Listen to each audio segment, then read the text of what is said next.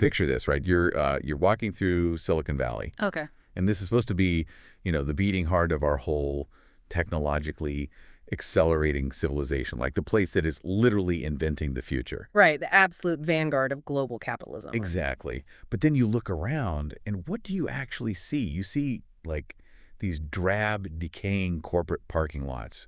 You see an inexplicable number of rug shops in Mountain View. Oh, yeah, so many rug shops. Right. And you have a state that honestly struggles to keep the lights on. Yeah. To the point where billionaires are buying personal generators for their mansions just to ensure they actually have power. I mean, it feels static, dysfunctional even. It is a really striking contrast, especially when you compare it to the pristine digital worlds that those exact same companies are building. The physical reality of it looks surprisingly decayed. Yeah, it really does. But then, okay, you hop on a flight to a so-called developing country. You land in China. You step out of the airport, and you don't even need to, call an Uber. You just descend into this brightly lit, immaculately clean subway station. Trains are arriving every 3 minutes. And you're whisked into a downtown full of cyberpunk skyscrapers and infrastructure that just feels like it was ripped straight out of a sci-fi movie. Just jarring. It's this bizarre paradox. How does the capitalist engine of the world look so physically decaying, while the tightly controlled, supposedly Marxist state is, building Tomorrowland? Well, that paradox is exactly the core of our mission today. We are taking a deep dive into some truly fascinating source material. We're looking at excerpts from Dan Wang's book, Breakneck, China's Quest to Engineer the Future. Such a good title. It really is. Yeah. And the author argues that if you want to understand the defining competition of the 21st century, you basically have to throw out the whole old capitalism versus communism framework. It's outdated. Right. It just doesn't apply anymore. No, it doesn't. Instead, he says you have to look at it as a clash between what he calls the lawyerly society of the United States and the engineering state of China. And I want to say, for everyone listening right now, whether you are, sitting in traffic, fuming over a local highway project that's been delayed for 6 years, We've all been there. or if you're trying to understand global geopolitics for your next big strategy meeting, this framework is going to completely change how you view the world around you.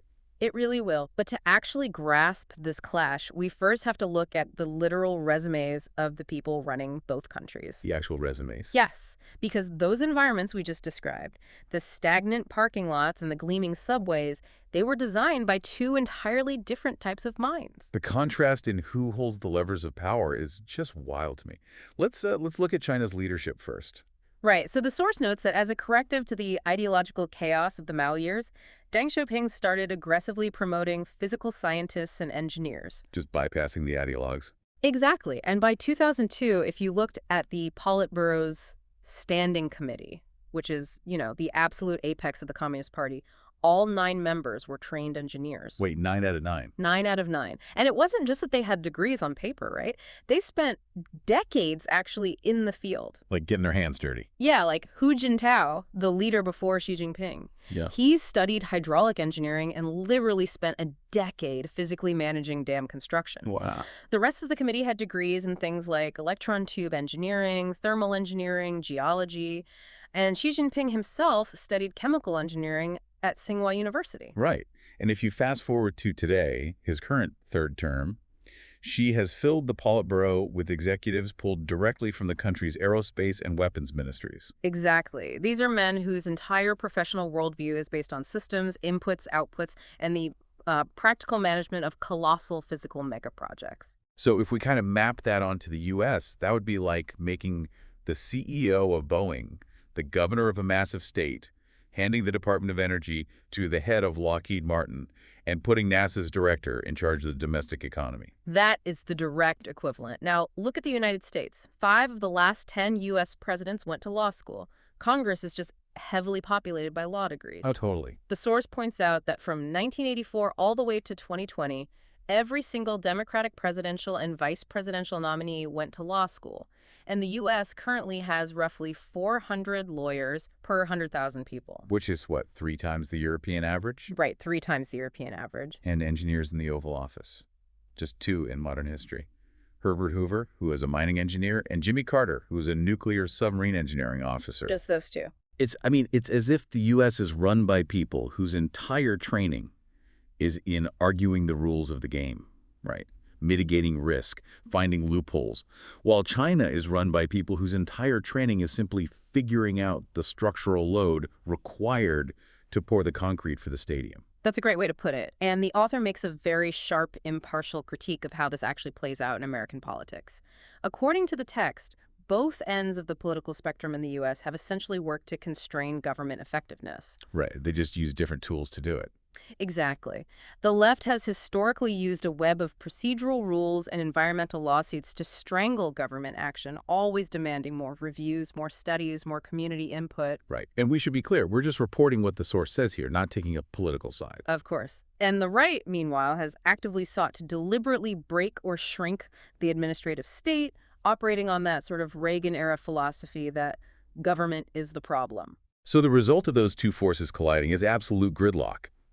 The Loyalty Society becomes basically paralyzed by its own procedures. But how does this actually translate to the physical world? Like a concrete example. Let's look at the speed of building. The Tale of Two Trains perfectly illustrates this. Let's rewind to the year 2008. Okay. In 2008, California voters approved a proposition to fund a high-speed rail line connecting San Francisco and Los Angeles. It's roughly an 800-mile route. Right. Massive project. That exact same year, China began construction on its own high-speed rail line between Beijing and Shanghai. Also roughly an 800-mile route. So it is a perfect one-to-one comparison, a massive race. Who gets it done and how fast? Well, China opened their Beijing to Shanghai line in 2011. Wait, 2011, so just 3 years after starting. Just 3 years. It cost them $36 billion. And in its first decade, it completed 1.35 billion passenger trips. That is insane. Okay, what about California? California, on the other hand, 17 years after that 2008 ballot proposition, has managed to build a small stretch of rail connecting two cities in the Central Valley. Nowhere near San Francisco or L.A. Nowhere near them. The latest cost estimate has swelled to $128 billion, and the first partial segment won't even open until sometime between 2030 and 2033. I mean, their margin of error for just guessing the opening year of a partial track is the same amount of time it took China to build their entire 800-mile system. It really is. But I want to understand the mechanism here, because how does a lawsuit or procedural rule actually delay a train for over 2 decades and, like, triple the cost? So the author brings in a concept from University of Michigan law professor Nicholas Bagley to explain this. He calls it the procedure fetish. The procedure fetish. I like that. Right. In the U.S., government agencies are terrified of being sued. Because lawyers have written so many overlapping procedural rules, agencies feel compelled to conduct every conceivable study before they even break ground. Just to cover themselves. Exactly. A single environmental impact report can easily run to 10,000 pages. 10,000 pages just to say, hey, we are laying track here. And that's just the start. If a local neighborhood association doesn't want the train near their backyards, they can hire a lawyer to find one single missed checkbox in that 10,000-page report. Then what? They file an injunction. That injunction freezes the federal grant money. While the project is tied up in court for 5 years, inflation causes the price of steel and labor to skyrocket. Contractors leave for other jobs. Oh. By the time the court actually clears the project, the original budget is completely blown. The law is essentially weaponized to make building anything financially impossible. Procedure becomes the primary focus rather than the actual outcome of building a train. Okay, I have to push back here, though, because lawyers do good things, right? I mean, the environmental movement of the 60s and 70s used these exact kinds of lawsuits to stop rivers from catching on fire. They did, yeah. And lawyers fought for civil rights. They keep marginalized people from just having highways bulldozed through their neighborhoods, which, happened constantly in the mid-20th century. Isn't this lawyerly society exactly what stops authoritarian nightmares? The source text actually entirely agrees with you. Oh, it does? Yes. The author explicitly acknowledges that lawyers are essential for checks and balances. They maintain civic-mindedness, they protect civil rights, they give citizens a voice against the state. The problem identified in the text isn't that lawyers exist. The problem is that the system has mutated over the last 50 years. Mutated into, like, a weapon for the status quo. Precisely. Today, it is primarily wealthy homeowners who use these environmental and procedural lawsuits to block affordable housing, to stop mass transit near their neighborhoods, or to just delay infrastructure projects they don't want to look at. Right. NIMBism. No. Not in my backyard. Exactly. And the author argues that this system actually hurts the working class the most because they are the ones who desperately need the new housing and functioning public transit. The lawyerly society has created a low-agency environment where building anything for the broad public good feels impossible. So if the American disease is a system paralyzed by too much human friction, you'd think removing that friction would be the utopia.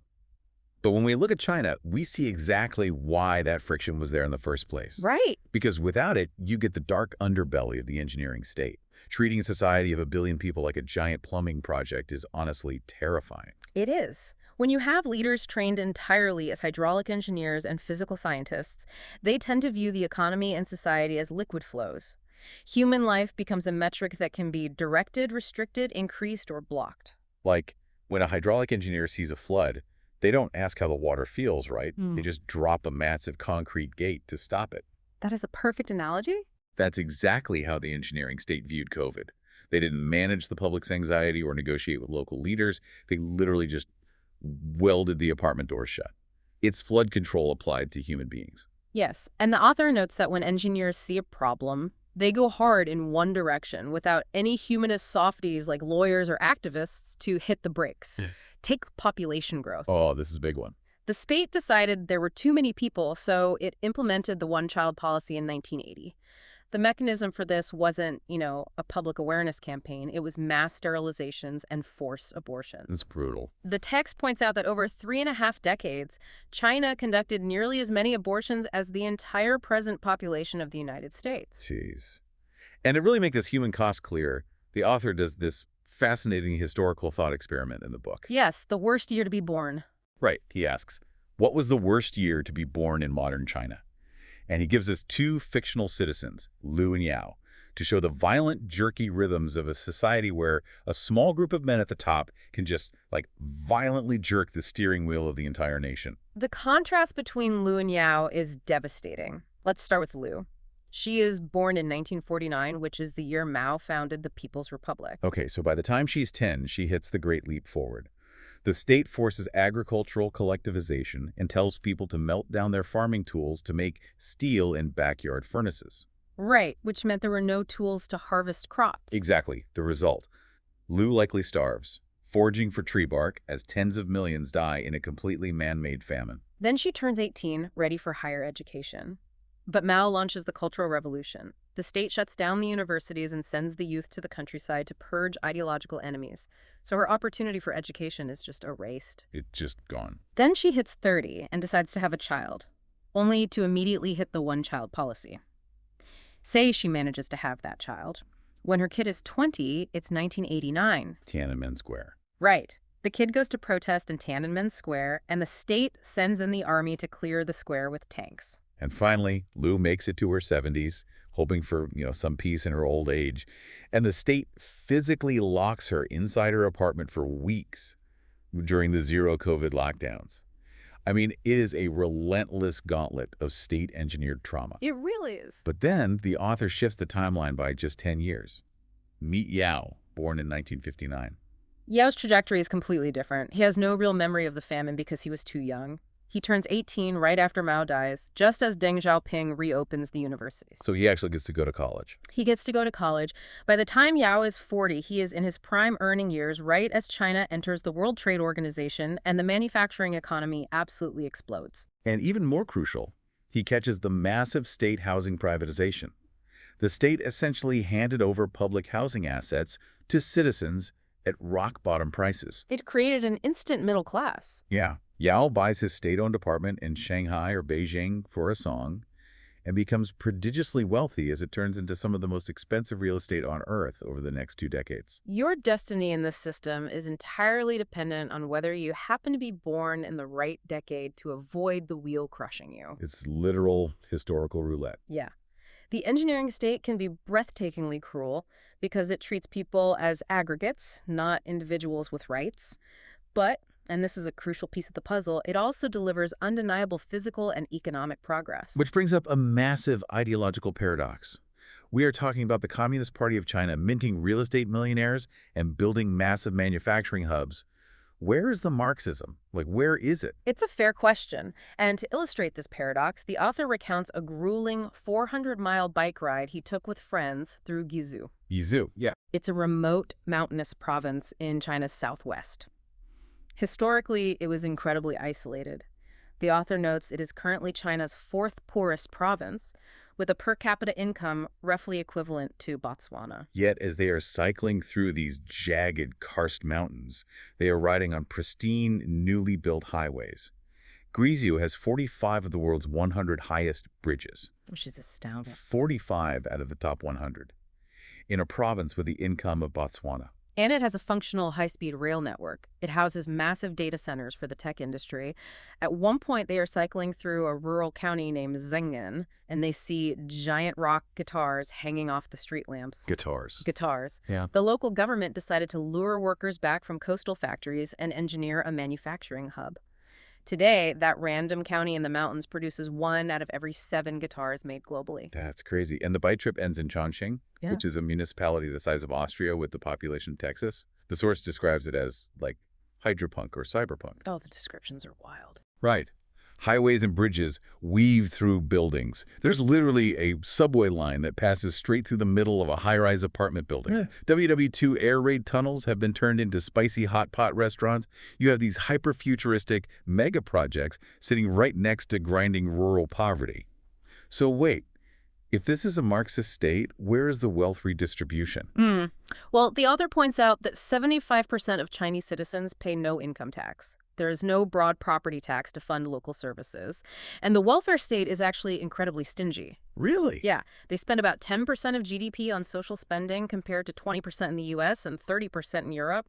Unemployment insurance is very hard to get. In fact, the text quotes Xi Jinping in 2021 explicitly warning against giving too much welfare because it might make people lazy and give them a sense of entitlement. I mean, that sounds exactly like Ronald Reagan, a communist country with low taxes and bad welfare. What is the ideological justification for this? It traces back to Deng Xiaoping's interpretation of Marxist theory, which views history in distinct stages. Deng argued that a state cannot simply mandate a socialist utopia out of thin air. Right, you can't just decree it. Right. It must first push through a hyper-productive, capitalist-style infrastructure phase to build massive material wealth. Only after reaching a state of post-scarcity can true socialism be attempted. Oh, I see. Therefore, the state views welfare as mere consumption, a waste of resources, whereas building high-speed rail and 45 of the world's highest bridges is investment toward that post-scarcity future. Socialism in China simply means the state has the absolute power to concentrate resources to accomplish these great infrastructural tasks. Okay, but there is always a bill. You can't just build a sci-fi metropolis in a poor province for free. Where does the money come from if 75% aren't paying income tax? Like, what is the catch? The catch is a mountain of local government debt. Guizhou is drowning in it. Debt. Yeah. The central government sets aggressive GDP growth targets for the provinces. If you are a local mayor or a party official, your promotion depends entirely on hitting those raw GDP numbers. And what is the fastest way to artificially inflate GDP? You pour concrete, you build something, anything, even if nobody needs it. That is the exact mechanism driving this. Guizhou built 11 airports. 5 of those airports see fewer than 12 flights a week. And yet they are currently building 3 more. The local officials get promoted for the construction boom, but they leave behind severe fiscal distress for the local banks that were forced to fund these vanity projects. The source mentions this one official, Li Ziyang, in a coal and iron mining city in Guizhou called Lipanshui. He decided, using state funds, to build a massive ski resort in a region that does not get snow. It's hard to believe. It's almost comical until you realize the massive waste of human capital. Building a ski resort in a place without snow isn't just an oops, it's a massive failure of a system that basically can't say no. It perfectly encapsulates the blind spot of the engineering state. When your only tool is a hammer, everything looks like a nail. When your only metric for success is building mega projects to hit a GDP target, you just keep building, regardless of economic reality, environmental sense, or even the basic climate of the region. Right, the system demands it. Exactly. The state forces local banks to fund these projects, and it's dragging the broader economy down with bad debt. So we have the paralyzed, lawyerly society of the U.S. constantly tripping over its own procedural shoelaces, and the breakneck, debt-fueled, physically brilliant, but socially terrifying engineering state of China. If we synthesize all of this, what does this actually mean for the future? The key takeaway from the source is that neither system is static. The U.S. used to be an engineering state. Right, we used to build things fast. Think about George Washington, a general who loved building canals, or Eisenhower, who pushed through the interstate highway system. The Apollo missions. The U.S. had that musculature, but as a reaction to the environmental and social damage of the 1960s, it overcorrected into a lawyerly society paralyzed by procedure. Meanwhile, China is operating right now like the U.S. did a century ago during its own gilded age of rail barons and massive steel mills. They are achieving a great society level of physical progress, bringing millions into the modern world with running water, mass transit, and data centers. But by doubling down on the engineering state model under Xi Jinping, they're suffocating their own dynamic sectors. How so?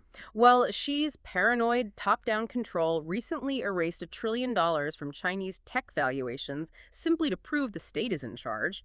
It's an environment of extreme precarity. And to you listening right now, this is why this framework matters. When you watch the news and see the U.S. blacklisting Chinese tech companies, or you sit in your car on a decaying American highway with potholes that never get fixed while local politicians argue over environmental reviews, you aren't just experiencing random annoyances. No, it's systemic. You are watching the clash between the lawyerly society and the engineering state happen in real time. Both countries are racing to erode their own governance capabilities in different ways. The U.S. is mired in ineffectualness, struggling to build basic green energy infrastructure because of lawsuits, while China is centralizing power into the hands of one man, terrified of the organic friction that creates true innovation, the superpower that actually manages to course-correct the U.S. recovering its ability to build without endless veto points, or China learning to allow citizen input and creative friction will likely define the next century. Which leaves me with one final provocative thought for you to mull over. The source material mentions that China's 14th five-year plan aims to build some wild, futuristic things. We're talking interstellar exploration tech, hard X-ray lasers, deep-sea heavy icebreakers. Stuff of science fiction. Right. That is a lot of concrete and steel. But let's think about the defining technology of our immediate future, artificial intelligence. A fascinating test case, because AI requires both massive physical infrastructure and complex societal rules. Right, needs both. If the U.S. is a lawyerly society and China is an engineering state, how are these two entirely different systems going to handle AI? Will America bog down its own AI rollout in a million procedural lawsuits, copyright battles, and congressional hearings over alignment? Very possible. While China seamlessly deploys AI as the ultimate frictionless tool for literal social engineering and surveillance. We started this deep dive by contrasting the drab parking lots of Silicon Valley with the futuristic subways of China. The physical world. But the next battleground won't be concrete. It will be code. And that is something to think about, the next time you open up a chatbot. A sobering thought to end on. Thanks for joining us on this deep dive. Yeah. We'll see you next time.